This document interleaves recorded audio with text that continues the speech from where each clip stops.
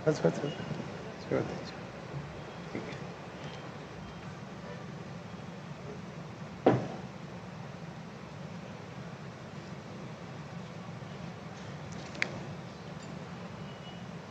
आज के श्री विजयादशमी उत्सव में प्रमुख रूप से उपस्थित राष्ट्रीय स्वयंसेवक संघ के सर संघचालक डॉक्टर मोहन भागवत जी, प्रांत संघचालक श्री दीपक ताम सेट्टीवार जी, प्रांत सह संघचालक श्रीधर गाडगे जी, महानगर संघचालक श्री राजेश लोया जी, संघ के पदाधिकारीगण, पूज्य संतगण, गणमान्य अतिथिगण व स्वयं सेवकगण, देवियों और सज्जनों, आप सभी को नमस्कार। सबसे पहले मैं राष्ट्रीय स्वयं संघ के स्वयं सेवकों तथा संघ परिवार के सभी संगठनों के सदस्यों सहित देश विदेश में बसे भारत के सभी लोगों को विजयादशमी की हार्दिक बधाई देता हूँ। यह अत्यंत सुखद संयोग है कि आज महात्मा गांधी तथा पूर्व प्रधानमंत्री श्री लाल बहादुर शास्त्री जी की जयंती भी है। मैं इन महापुरुषों की स्मृति को भी सादर नमन करता हूँ। श्री विजयादशमी उत्सव का यह दिन संघ का शतक पूर्ति दिवस भी है। आज विश्व की सबसे प्राचीन संस्कृति का संवहन करने वाली आधुनिक विश्व की सबसे बड़ी स्वयंसेवी संस्था का शताब्दी समारोह संपन्न हो रहा है। नागपुर की ये पवित्र धरती आधुनिक भारत के विलक्षण निर्माताओं की पावन स्मृति से जुड़ी हुई है। उन राष्ट्र निर्माताओं में ऐसे दो डॉक्टर भी हैं जिनका मेरे जीवन निर्माण में अत्यंत महत्वपूर्ण स्थान रहा। वे दोनों महापुरुष हैं डॉक्टर केशव बलिराम हेडगेवार और डॉक्टर भीमराव रामजी आम्बेडकर। बाबा साहब आम्बेडकर के संविधान में निहित सामाजिक न्याय की व्यवस्था के बल पर ही मेरी तरह आर्थिक और सामाजिक पृष्ठभूमि का एक सामान्य व्यक्ति देश के सर्वोच्च संवैधानिक पद तक पहुंच सका। डॉक्टर हेडगेवार के गहन विचारों से समाज और राष्ट्र को समझने का मेरा दृष्टिकोण स्पष्ट हुआ। इन दोनों विभूतियों द्वारा निरूपित किए गए राष्ट्रीय एकता और सामाजिक समरसता के आदर्शों से मेरी जनसेवा की भावना अनुप्राणित रही है। श्रद्धेय बाबा साहब आम्बेडकर की पवित्र दीक्षा भूमि तथा आद्य सर संघचालक डॉक्टर हेडगेवार जी के पावन निवास स्थान का दर्शन करने का मुझे सौभाग्य मिला। आज के दिन मैं डॉक्टर हेडगेवार जी, श्री गुरु जी, श्री बाला साहब देवरस जी, श्री रज्जू भैया जी तथा श्री सुदर्शन जी के प्रति हार्दिक श्रद्धांजलि अर्पित करता हूँ। साथ ही मैं उन अनगिनत स्वयं सेवकों की स्मृति को भी सादर नमन करता हूँ जिन्होंने पूर्ण समर्पण के साथ भारत माता की सेवा की है। डॉक्टर हेडगेवार जी ने संगठन का जो पौधा लगाया, उसे बड़ा किया, उसे श्री गुरु जी ने प्रचुर विस्तार दिया तथा उसकी जड़ें मजबूत की। श्री बाला साहब देवरस जी ने संघ को पुष्पित पल्लवित करते हुए समरसता पर विशेष जोर दिया। रज्जू भैया जी ने स्वाधीनता के बाद के सबसे बड़े आर्थिक बदलाव और उससे होने वाले सामाजिक परिवर्तनों के बीच संघ को मार्गदर्शन दिया। श्री सुदर्शन जी ने राजनीतिक संक्रमण के दौर में सामाजिक और नैतिक बदलावों के बीच संघ के कार्य को आगे बढ़ाया। उनके कार्यकाल के बाद भी निरंतर आगे बढ़ता हुआ संघ एक पवित्र और विशाल वटवृक्ष की तरह अपनी जड़ों तथा शाखा प्रशाखाओं के माध्यम से भारत के लोगों को एकता, गौरव और प्रगति की संजीवनी तथा छाया प्रदान कर रहा है। डॉक्टर मोहन भागवत जी भारतीय परंपरा के अनुपम व्याख्याता होने के साथ साथ आधुनिकता और संस्कारों का समन्वय करने वाले एक दूरदर्शी सामाजिक वैज्ञानिक भी हैं। उनके साथ हुई अपनी अनेक भेंट वार्ताओं में मुझे उनकी राष्ट्र निष्ठा, क्रियाशीलता और समावेशी व सृजनात्मक नेतृत्व के नए आयाम देखने को मिले हैं। मुझे जैसे एक सामान्य स्वयं सेवक को इस ऐतिहासिक अवसर से जोड़ने के लिए मैं संघ का हृदय से आभार व्यक्त करता हूँ। देवी और सज्जनों, अन्नदाता किसान से लेकर अंतरिक्ष वैज्ञानिक तक, विद्यार्थी से लेकर व्यवसायी तक, जनजातीय समुदायों से लेकर स्वास्थ्य सेवकों तक, श्रमिकों से लेकर अधिवक्ताओं तक, पूर्व सैनिकों से लेकर कला साधकों तक, बालकों से लेकर मातृशक्ति तक, अर्थात समाज के सभी लोगों को विभिन्न आयामों के माध्यम से जोड़ने का सत्कार्य संघ द्वारा निरंतर किया जा रहा है। देवियों और सज्जनों, विजयादशमी उत्सव के प्रति भारतीय जनमानस का सदियों से चला आ रहा उत्साह यह सिद्ध करता है कि हमारे देशवासी धर्म और सत्य के हमेशा पक्षधर रहे हैं। मैं मानता हूं कि आद्य सर संघ चालक डॉक्टर हेडगेवार जी ने संघ के शुभारंभ के लिए सबसे शुभ दिन तो चुना ही, सबसे सार्थक दिन भी चुना। विश्व पटल पर वर्चस्व रखने वाले कितने ही संस्थान, विचारधाराएं, व्यक्तित्व और राष्ट्र 100 वर्षों के काल प्रवाह में विलीन हो गए, यहाँ तक कि विस्मृत भी हो गए, लेकिन राष्ट्र प्रेम और भारतीय आदर्शों की संजीवनी से विधि पूर्वक पोषण ग्रहण करते हुए राष्ट्रीय स्वयंसेवक संघ जितना विशाल हुआ है उतना ही सशक्त भी हुआ है और जीवंत भी हुआ है।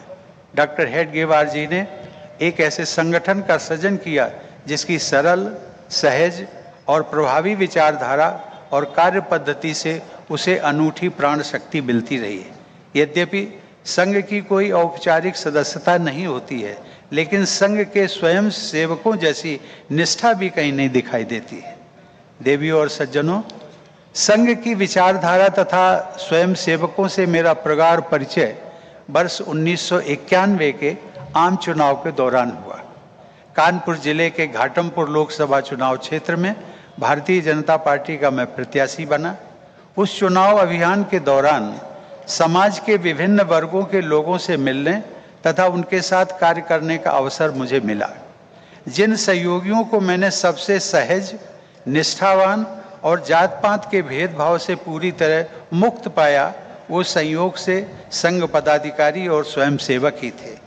अभी भी समाज के बहुत से लोगों को ये जानकारी नहीं है कि संघ में किसी भी प्रकार की अस्पृश्यता और जातिगत भेदभाव नहीं होता। मैं समझता हूँ कि समाज के अनेक वर्गों में संघ से जुड़ी ऐसी निराधार भ्रांतियों को दूर करने की जरूरत है।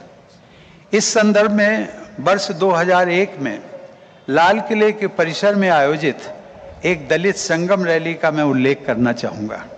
उस समय अनुसूचित जाति मोर्चा का राष्ट्रीय अध्यक्ष था। श्रद्धेय अटल जी प्रधानमंत्री थे। देश में बहुत से लोग संघ परिवार तथा अटल जी को दलित विरोधी होने का दुष्प्रचार करते थे। उस रैली को संबोधित करते हुए अटल जी ने उद्घोष किया था कि हमारी सरकार दलितों, पिछड़ों और गरीबों की भलाई के लिए बनी है। हमारी सरकार मनुस्मृति के आधार पर नहीं बल्कि भीम स्मृति के आधार पर काम करेगी। भीम स्मृति अर्थात भारत का संविधान।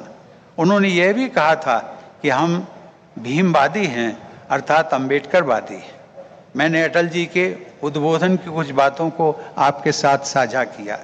संघ की विचारधारा के प्रति समाज के इस वर्ग में जो दुष्प्रचार प्रसारित किया जा रहा था, उसे दूर करने में अटल जी के उस संबोधन की ऐतिहासिक भूमिका रही है। संघ वस्तुतः सामाजिक एकता और सुधार का प्रबल पक्षधर रहा है और इस दिशा में सदैव सक्रिय भी रहा है। पिछले कुछ वर्षों से मैं अपनी आत्मकथा लिखने का प्रयास कर रहा हूँ, जिसे मैं हाल ही में संपन्न कर पाया हूँ। उसे मैंने Triumph of the Indian Republic, मैं फिर रिपीट करता हूँ, Triumph of the Indian Republic, my journey and my struggles, ये मैंने उसका नाम दिया है।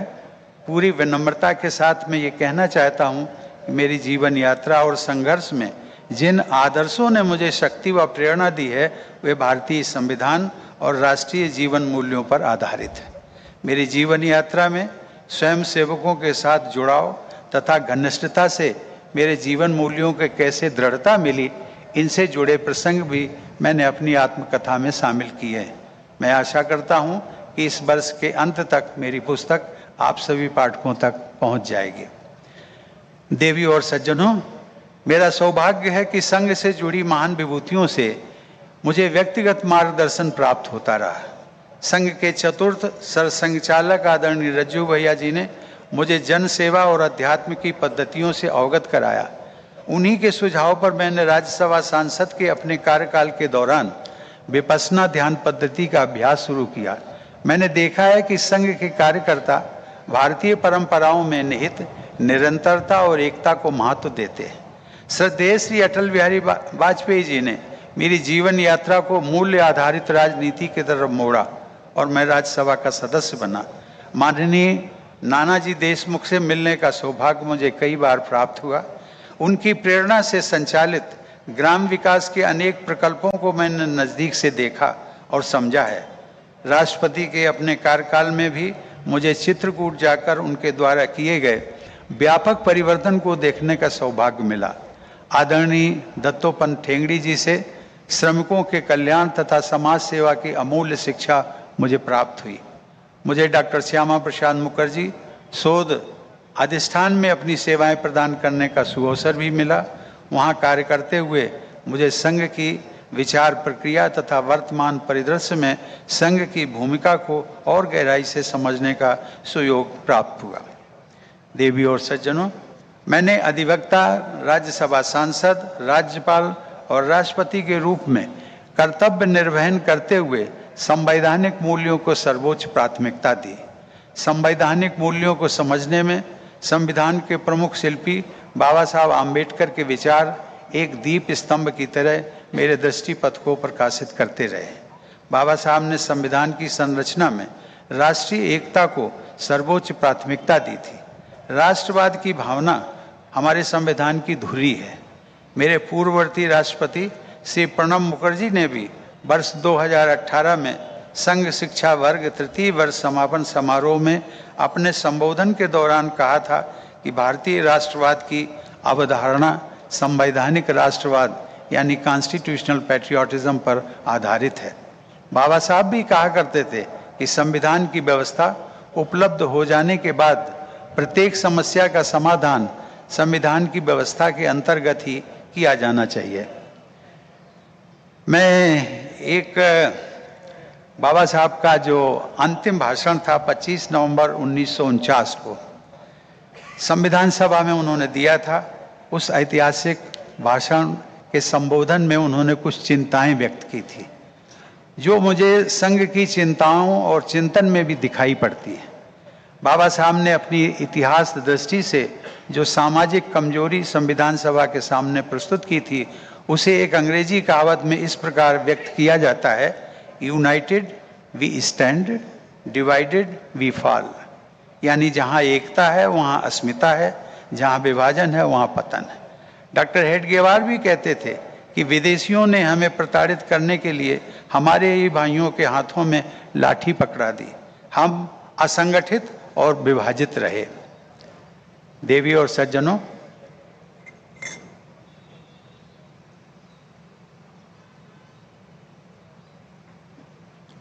स्वाधीनता के पूर्व के राजनीतिक परिदृश्य में सांप्रदायिक विभाजन की भावना को भड़काने वाले अनेक तत्व सक्रिय थे।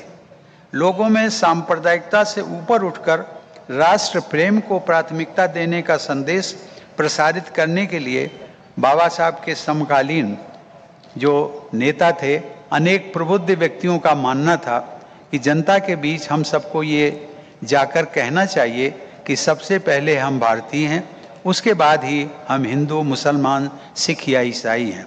परंतु भारतीयता के बारे में बाबा साहब की सोच कहीं अधिक व्यापक थी। वे कहा करते थे कि जनता के बीच हमें ये कहना चाहिए कि हम पहले भी भारतीय हैं, बाद में भी भारतीय हैं और अंत में भी भारतीय हैं।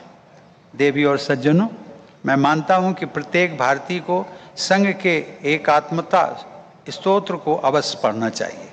इस स्तोत्र में भारतीय इतिहास, भूगोल, संस्कृति, जीवन मूल्यों और सामाजिक समावेश तथा समरसता की श्रेष्ठ अभिव्यक्ति विद्यमान है।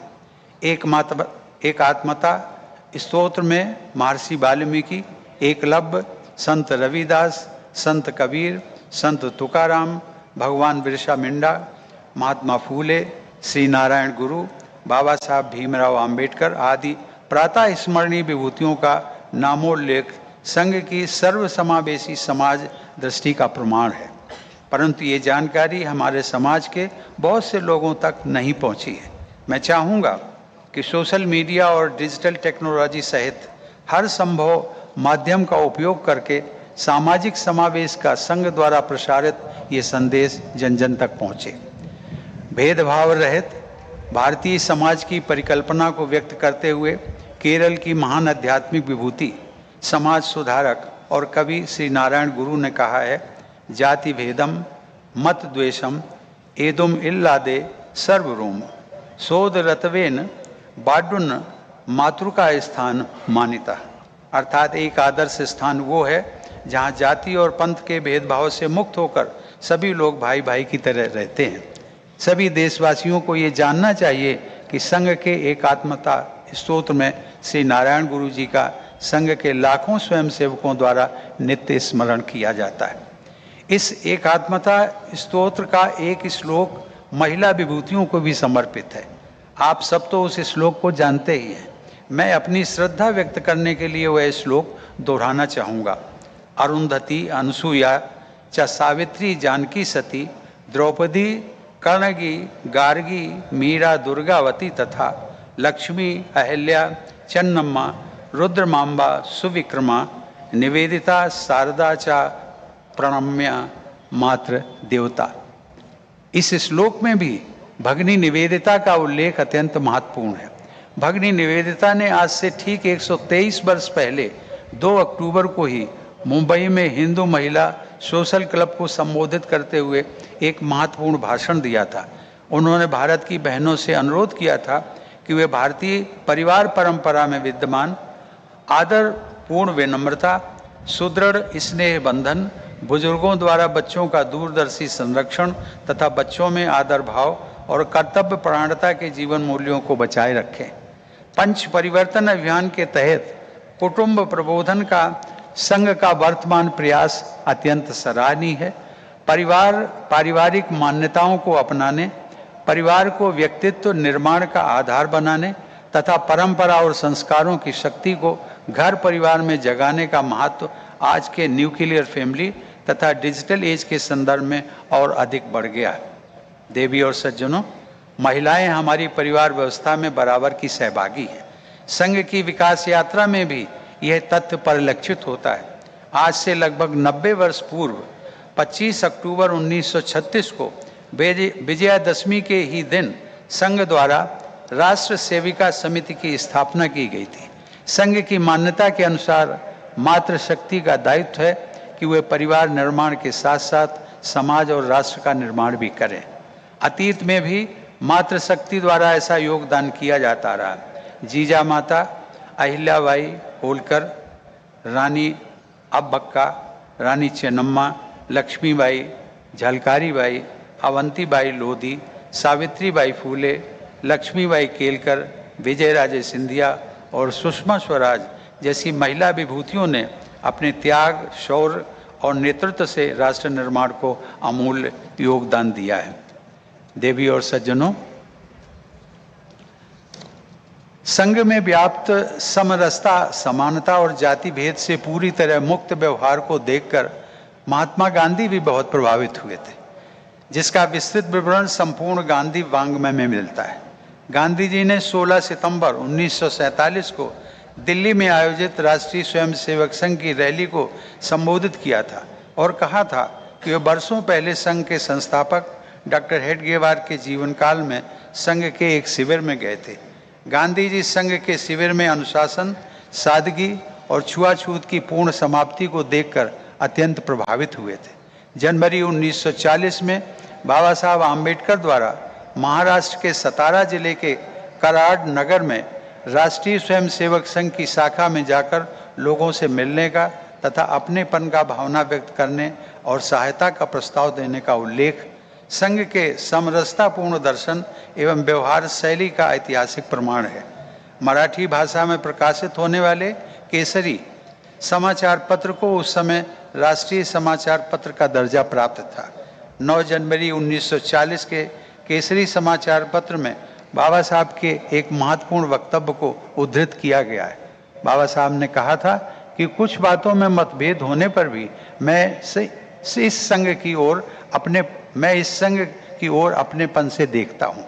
बाबा साहब के अपने साप्ताहिक पत्र जनता में भी यह समाचार छपा था कि कराड़ म्यूनिसिपैलिटी के एक समारोह में भाग लेने के बाद बाबा साहब राष्ट्रीय स्वयंसेवक संघ के लोगों से मिले और आवश्यकता पड़ने पर उनकी सहायता करने का उन्होंने आश्वासन भी दिया। देवी और सज्जनों, हम सब जानते हैं कि युवाओं की ऊर्जा को सही दिशा प्रदान करना देश के सुदृढ़ भविष्य के लिए अनिवार्य है। यह बात उत्साहित करती है कि आज संघ के प्रति युवाओं में आकर्षण बढ़ रहा है। युवाओं में ईमानदारी, विनम्रता, प्रामाणिकता और सकारात्मक दृष्टिकोण के जीवन मूल्यों को प्रसारित करने में संघ परिवार बहुत बड़ा योगदान दे रहा है। सभी संबद्ध संगठनों को एकजुट होकर योग युक्त तथा नशा मुक्त युवा पीढ़ियों का निर्माण करना है।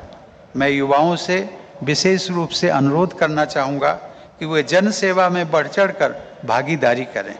नैतिक मूल्यों पर आधारित राजनीति में भागीदारी करना जन सेवा का एक प्रभावी माध्यम है। किसी विचारक ने ठीक ही कहा है कि राजनीति से परहेज करने की गलती करके, मैं इसको रिपीट करना चाहूँगा कि राजनीति से परहेज करने की गलती करके समाज के अच्छे लोग अपने ऊपर कम योग्य व्यक्तियों के शासन का भार ढोना स्वीकार कर लेते हैं। जन सेवा की भावना से प्रेरित होकर तथा संकीर्ण निजी स्वार्थों से ऊपर उठकर राजनीति में सक्रिय होना युवाओं के हित में भी है तथा समाज और राष्ट्र के हित में भी है। मैं समाज के सभी लोगों से, विशेषकर युवाओं से यह आग्रह करना चाहूँगा कि आपकी जो भी उपलब्धियां हैं उनका बहुत बड़ा श्रेय परिवार के अलावा समाज और देश को जाता है। यह समाज और देश का आपके ऊपर ऋण है। इसे चुकाने के लिए आपको हर तरह से तैयार रहना चाहिए। जो लोग विकास यात्रा में पीछे छूट गए हैं उनका हाथ पकड़कर उन्हें अपने साथ ले चलना हमारा राष्ट्रीय कर्तव्य है। संघ द्वारा चलाए जा रहे पंच परिवर्तन कार्यों में नागरिक कर्तव्य भी शामिल है। हम भारत के लोगों ने सामाजिक न्याय सुनिश्चित करने के लिए संवैधानिक संकल्प लिया है। अंत्योदय की भावना और लक्ष्य के साथ कार्य करके हम अपने नागरिक कर्तव्यों को ठीक से निभा सकेंगे। मैं संघ की शाखाओं में प्रायः गाए जाने वाले एक अत्यंत लोकप्रिय गीत के माध्यम से अपनी बात कहना चाहूँगा। लाखों स्वयंसेवक इस गीत को भली भांति जानते हैं, फिर भी ये पंक्ति में दोहराना चाहूँगा कि देश हमें देता है सब कुछ, हम भी तो कुछ देना सीखें। अंत में मुझे विश्वास है कि वर्ष 2047 तक विकसित भारत तथा पूर्णतः समरस और एकात्म भारत के निर्माण में संघ का असीम योगदान रहेगा। मैं पुनः आप सभी को विजयादशमी के पावन पर्व की बधाई देता हुए अपनी बात समाप्त करता हूँ। धन्यवाद। भारत माता की जय।